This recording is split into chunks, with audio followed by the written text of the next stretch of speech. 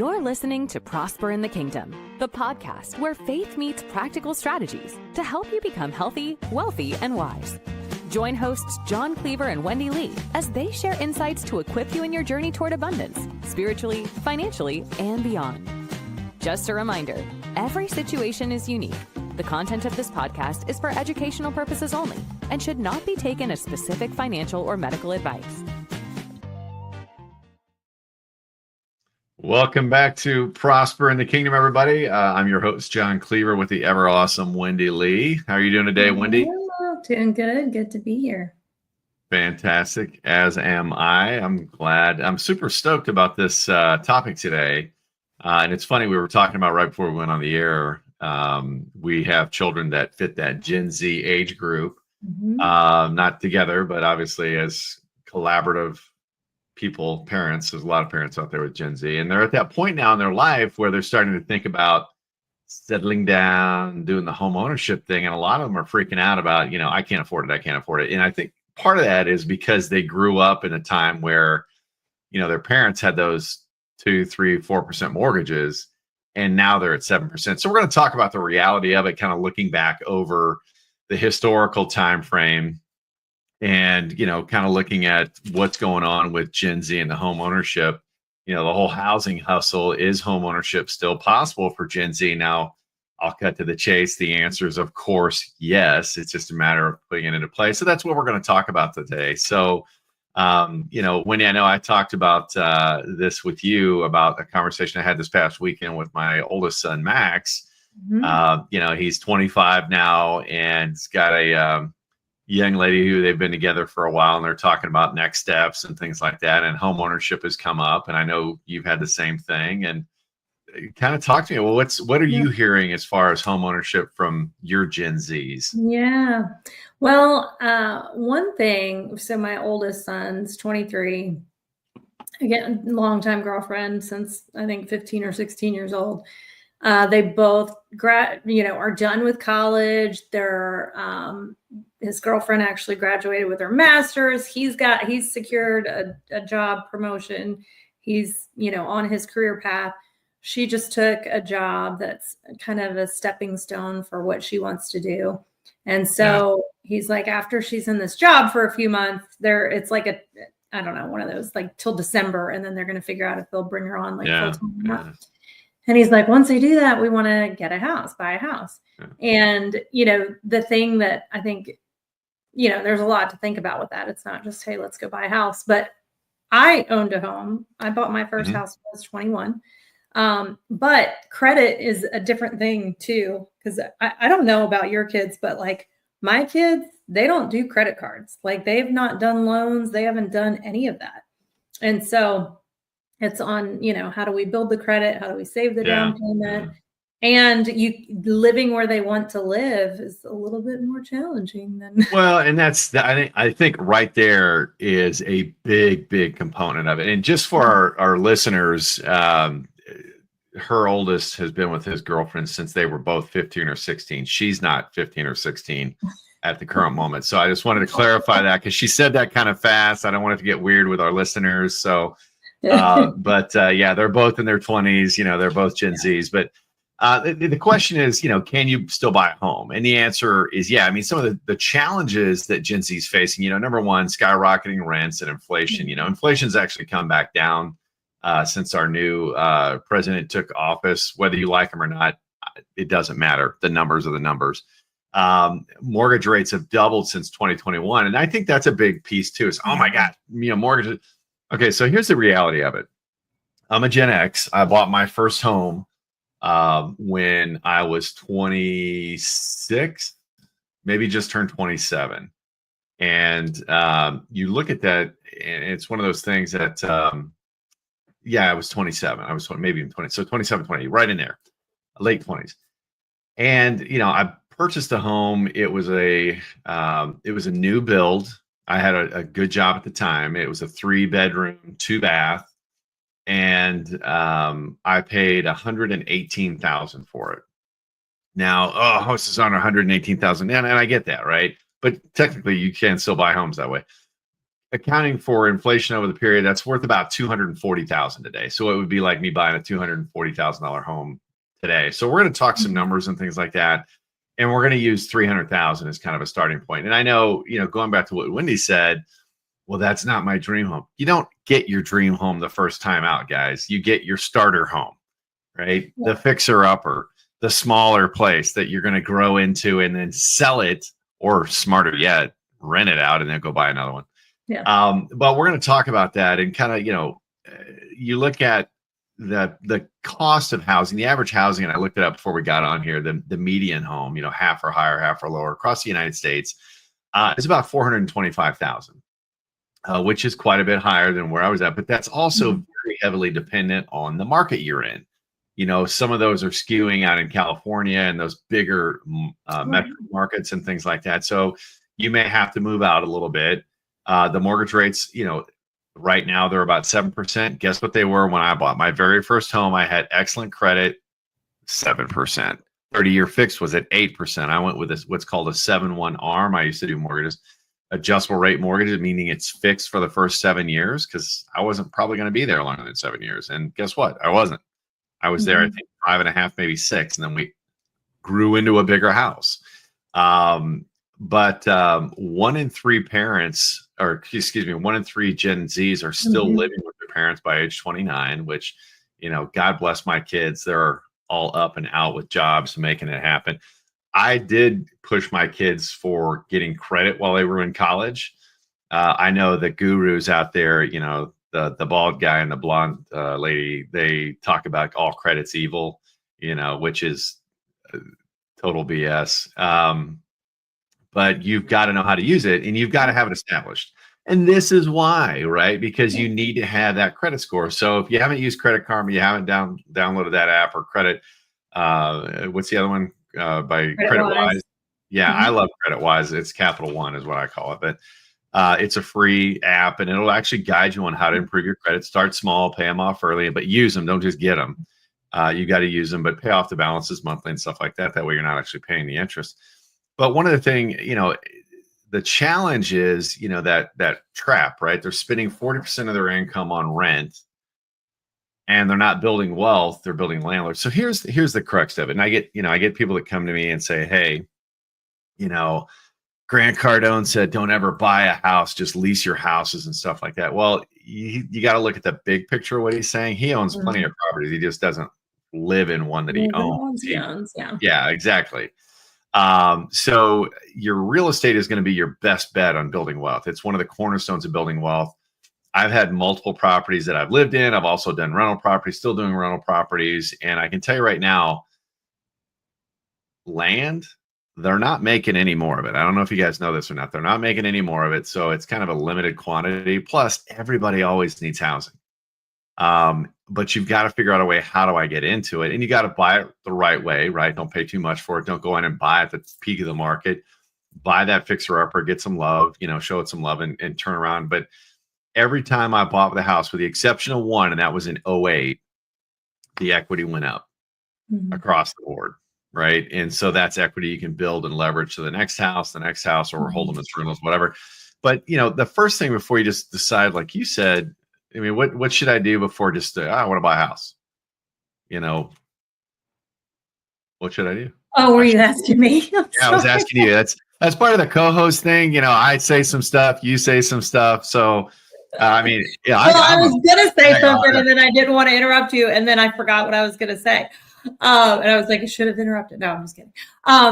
But yeah. Oh, I was going to say so when I bought my house in 2001, I think, my first house. And in 2000, I still owned it in 2008. And we were all like devastated because the value of it dropped drastically. Guess what? By the time I sold it, it had doubled in value. And if I would have held it 2 more years, it would have tripled in value. Real estate eventually always goes up. But I mean, really, you just got to have a plan, and, start looking at real numbers and start, create, just like anything, right? With financial, we have to have a plan to get where we want to go. And so knowing your budget, I mean, I think it starts there. You know, one thing with Mikey and Kendra, I'm proud of them because they're like, we want to wait till she's established in her job and we know what our month income is going to be, right? And typically you want to say 25% of that take home pay, right, is that target. Not gross, not gross. She said take home, folks. Write that down. Go ahead. Right. Is what you can afford towards a house payment. So figuring out that number, you know, and make a plan. I think so many times we decide in our head we want to do something, and especially when we're younger, we decide we want to do something and we're like, we'll do anything to make it happen. Right. And, you know, what I remember when I was buying a house, it was like, once we decided we wanted to buy a house, it was like, how quickly can we get it done instead of, you know, taking the time. We were, don't judge me. Okay. But we lived in a mobile home. So I didn't have an apartment. I lived in a mobile home on 3 acres. Nothing wrong with that. Nothing on wrong 3 with that. acres, but I like paid like $400 a month to live there. And I should have taken time to like really build up a down payment because I could have, but it was like, you know, that I want it and I want it now. That's what folks did or had the opportunity to do in the late 1900s, folks, is, you know, for you Gen Zers out there talking about the late 1900s, living on 3 acres at $400 a month. Yes. But, you know, times have changed a little bit, but, you know, what she's saying is very accurate. You know, get a plan together and talk about the budget. We talk about budget spending plans. I like to call it a spending plan because I want to spend today and have money to spend tomorrow too. But here's the reality of it, and I want you to hear me on this. And my listeners, you know, that whether or not you own a home, you're paying a mortgage, period. Mm-hmm. When you own the home, you're paying your own mortgage. You get the benefit, you get the equity and all that stuff. You get the accumulation of wealth and whatnot. When you rent a home, you're still paying the mortgage, but you're kindly paying it for somebody else for the privilege of living in their home, their property. So I want to be crystal clear on that. You're not skipping out on the mortgage. You're actually paying the mortgage. You just get none of the benefit. Okay. None of the tax write-offs, anything like that. So, you know, that's one of the things. And going back to the mortgage rates, I mean, you look at that, it's like, hey, mortgage rates are what they are. You're missing out on the equity that's growing every year. Well, I'm going to wait until rates go back down to 2%. Okay. I'm going to tell you right now, I spent the majority of my early career in the mortgage banking space. Never, ever would I have ever guessed mortgages would have gone down to 3%. Ever. Not in a million years. Not in a million years. They did. So what do you think the chances of them actually going back down to that are within the next 10, 20, 30 years? Probably pretty slim. They could, and I hope they do. But here's the beauty of it. So you buy the house at 7% and then rates drop at 3%. Well, it's not like you're SOL, right? No, you get to take advantage of that. It's called a refinance. Okay. Yeah. So you can lower your mortgage payment at the time, but now you've got the house, the equity's yours. Now you're saving money and hopefully turning around and not spending that savings. You're investing it, you know, and building towards your future wealth. But, you know, that's one of the things. So you got to sit down and kind of, what's our plan? What's our number? What's our time frame? We're looking at 25% of our take home pay as what we want to spend on a mortgage. And you're going to have some miscellaneous expenses and stuff that come up. That's just part of it. Right. But, you know, how do you get there? So step one, understand the numbers, know what you're getting to. Step three, look at your credit score. Okay. You want to be north of 700, right? And I know some people out there, you know, there are places that'll do loans. I know back in the day when I was in mortgages, there were, you know, you could go down as far as 580 on a credit score. Now you were paying for it, right? It's like, you know, bruised credit, I think is what they called it. But you know, you want to have your credit score 700 or higher. 680 is kind of a bare minimum, you know, in order to be in those better rates. And then you want to work with a reputable broker looking at, you know, hey, what are some options? You want to know what the fees are. You know, there's sites out there like bankrate.com or whatever. Now, keep in mind, if you actually fill out the little info form, you're going to start getting blasted with solicitations. Yeah, so just be aware of that. I know, right? But you can just go out there and look to see, you know, what are the fees? You want to look at the interest rate. You want to look at the APR, the annual percentage rate. Those are different, right? And that's actually what you're really paying. You want to understand what the closing costs are and know that your seller can show a little love too and help out with some of the closing costs, so they can give you some credits back for if the, you know, property needs work. I know this house I just bought in Chattanooga. The deck was trashed. I mean, the property needed some TLC, and this is not my first home, but I love the opportunity to do a little DIY because I know I'm going to get the equity out of it, right? So it's like, oh, okay, this needs some love, right? I'm going to move into it to get a good price on it, but they gave me a credit to fix the deck of about $4,000.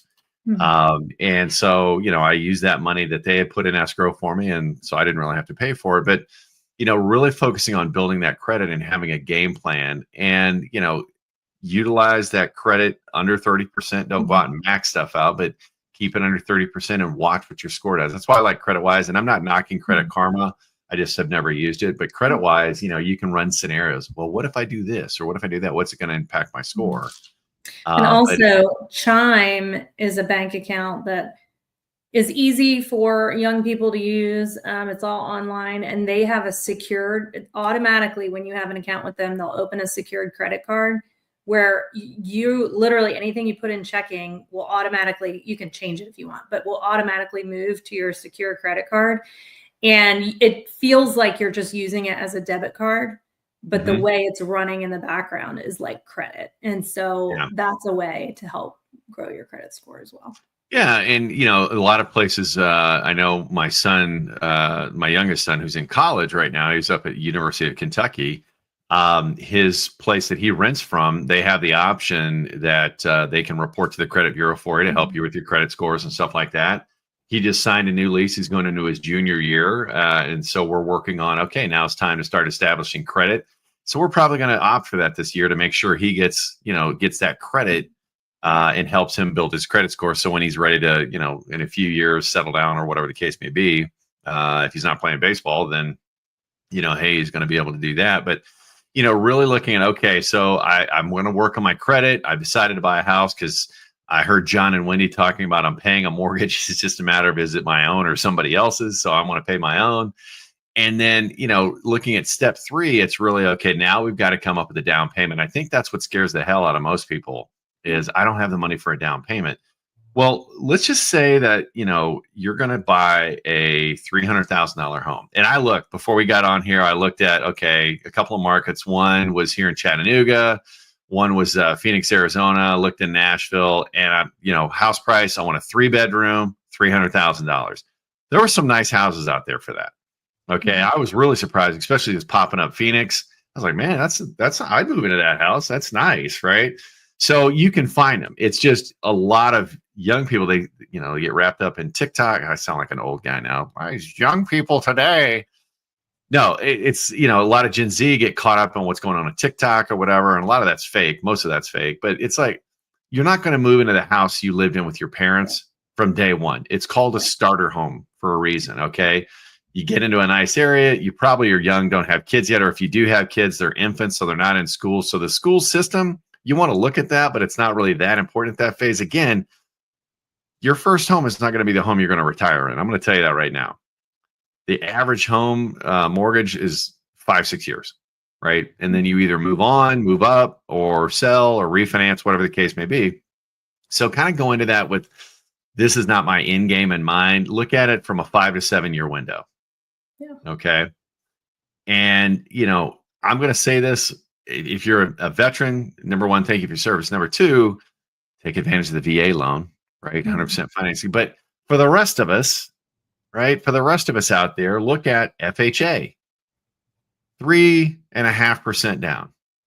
Okay. So if you're talking, let me pull up my handy dandy calculator here. So you're looking at a $300,000. Of course, it's not going to come up now, right? You're looking at a $300,000 house. So you're looking at 3.5%. So you're looking at, 10 grand, 10 grand for your closing costs. It may seem like a huge amount, but if you really put your mind to it, it's not. You don't have to save it up in a week. You don't have to save it up in a month. Save it up, like Wendy said, over the next year. You got 2 of you working, finding a side hustle, doing some side gigs, working some affiliate programs. And we talk about different ways to make money on this program all the time. There's a ton of ways to do it. So start looking at, all right, hey, I want to start saving that down payment, looking at FHA. You're going to need some money for closing costs, things like that. So, a $300,000 house, play it safe. I'm going to need 15 grand. That's just a good guesstimate. And look at it, talk to your parents. If your parents, hey, mom, dad, I don't know if you had planned on, leaving me anything for, for later in life when you pass on. I'd like to maybe get some of that now for a down payment if I could. And if they listen to my program and Wendy's program, they're probably going to say, well, yes, we'd listen to Prosper the King. We got some money to set aside for you. So they can actually gift you part of that as well. Now there's some parameters to that, but that's another option. So, that's a big piece of it is the down payment, but you don't need a huge amount. Okay. It's not a huge amount for an FHA loan, and it keeps it very real. And that's a $300,000 house. So, and then based on your equity, you kind of back into it. There's a lot of calculators on there. So you can use that to kind of figure out a price range and stuff like that. And then at that point, what do we do, Wendy? Get pre-approved. What? I can't just go start buying houses? Oh, yeah. I've dealt with a lot of realtors, and they don't want to take you and show you a house. Some realtors won't even show you a house if you're not pre-approved. Actually, with the new changes in the law, I don't think they can. I think you've got to have that you've got to have that pre-approval now before you can actually go see the houses. So there were some law changes this past about a year ago. Yeah. And I think that was part of it. So go ahead. Sorry. One thing I wanted to throw in there, though, when you're looking at what you can afford monthly, I know that was step one, but it kind of ties into all of this, is when you're looking at where to buy a home, make sure you pay attention to property taxes. Yes. Like my family in New Jersey, I have a cousin that has a modest home, and his taxes are $13,000 per year. So you guys, that's over $1,000 a month for property taxes. So just keep that in mind. Like, pick a state that's not gonna. Well, and here's the reality of it too. So many people are able to work virtual now. Just because you grew up in a state doesn't mean you need to live there. I know I grew up for the most part out in San Diego, California, went to college in the Midwest, fell in love with it, had family out there as well. So I stayed out in the Midwest and loved the change of seasons and all that stuff. Kicked around in Indianapolis and went from Indianapolis to Chicago and found a home that was very similar, in price point and things like that. But my taxes went from $2,400 to $9,000. Yeah. And this was back in 2006, 2008 timeframe. So that right there, because you got to pay your taxes. Yeah. And then they also had a city tax on top of it of $164 a month. I couldn't believe it. I was so like, this is crazy. Yeah. Needless to say, I moved. Yeah. Yeah. But going back, I just wanted to throw that in there because that is important to keep in mind.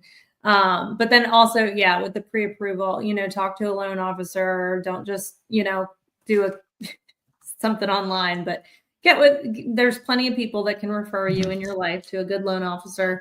And, like Jon said before already, right? Not looking for your dream home, but go, okay, what can I truly afford? Let's get pre-approved and shop within your budget. So. Yeah. Well, and that's the thing. And a good way to start with that, folks, just to kind of, hammer this home is just do the old Ben Franklin list, right? These are the wants and these are the needs. Like I need at least a bath and a half, if not a 2-bathroom, right? Because you don't want to have fighting over the 1 bed. I've got a cabin, 3 bedrooms with 1 bath. And sometimes when I have people over or, whatever, it gets a little like, okay, I got to go, all right, boys, go outside, big oak tree on the left.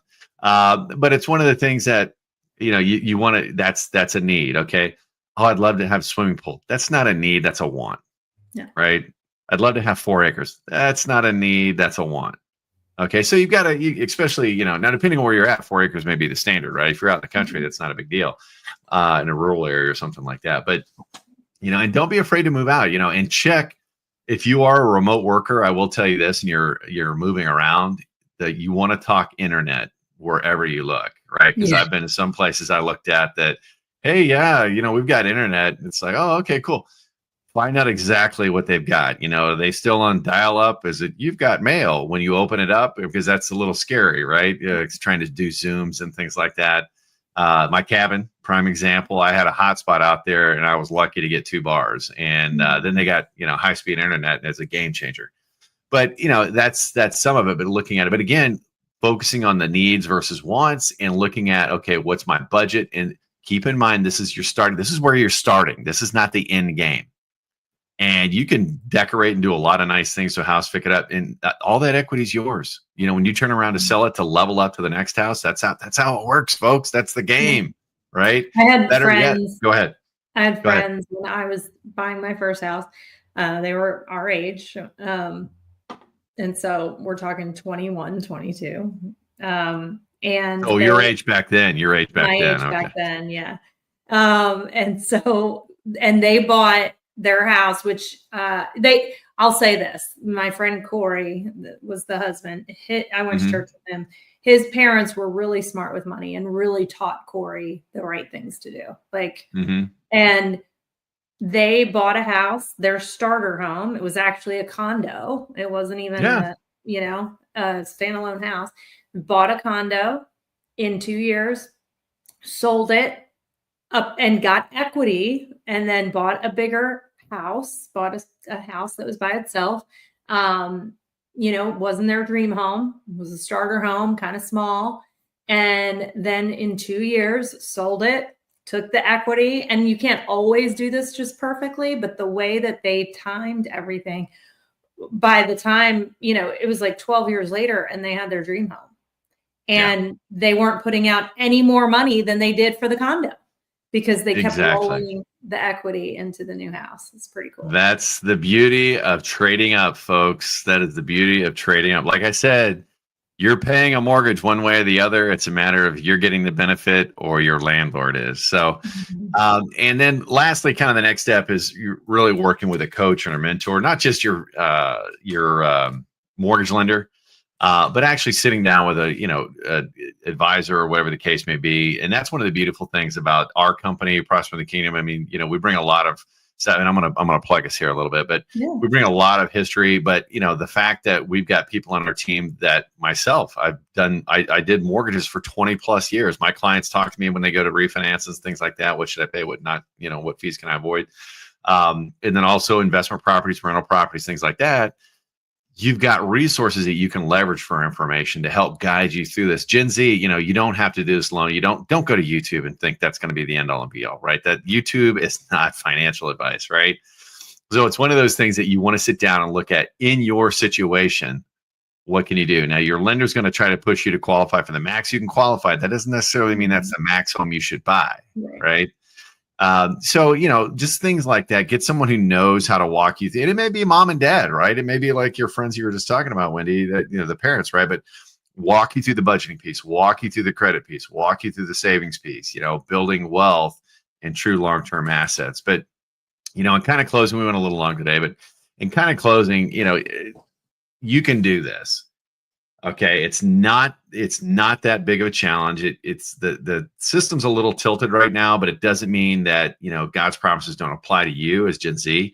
Proverbs 21:5 says, "The plans of the diligent lead to profit, as surely as haste leads to poverty." You don't need perfect conditions, right? You need a plan, a coach, and faith to take action. So stop waiting on the market to change, right? Housing prices are actually starting to drop in a lot of different areas. So the pump is priming, so to speak, to make a move in the next 6 to 12 months. Inventory is going up in a lot of different markets, right? Which means that's also going to, soften the prices a little bit. Rates are not, I don't see rates going up. Maybe they're going to go down. But again, if they go down, just refinance down the road. No big deal, right? Start changing your mindset and the discipline. Have that discipline to start putting away that down payment and understand the mindset of you're paying a mortgage one way or the other. Is it yours or is it somebody else's? And get in the game early, even if it's small, starting off small to get that starter home. Anything else to add, Wendy? No, I think it's good. Share this with your young friends or anyone that that's going to be a first-time home buyer. I know I'll be sharing this with a few people in my life that are looking to buy their first home. So just do it, right? To use the old Nike phrase. So you can do it. Trust in God and just take a plan of action. Keep it simple. It's a lot simpler than you realize, and you can have a home and equity and start building assets. So everybody, it's been great. Do us a favor, show us some love, give us a little like or subscribe, and be sure to share this with your friends. And I'd love to see some comments on what you thought about today's episode. And like I said, if you got some value on it, give us that thumbs up. And we'll see you next week on another Prosper in the Kingdom. Bye, everybody. Bye. Thanks for tuning in to Prosper in the Kingdom. If this episode added value to your day, be sure to like and subscribe. And don't forget to share it with someone who could use the encouragement. For more resources, head to prosperinthekingdom.com. Let's continue building lives of purpose and abundance, one step at a time.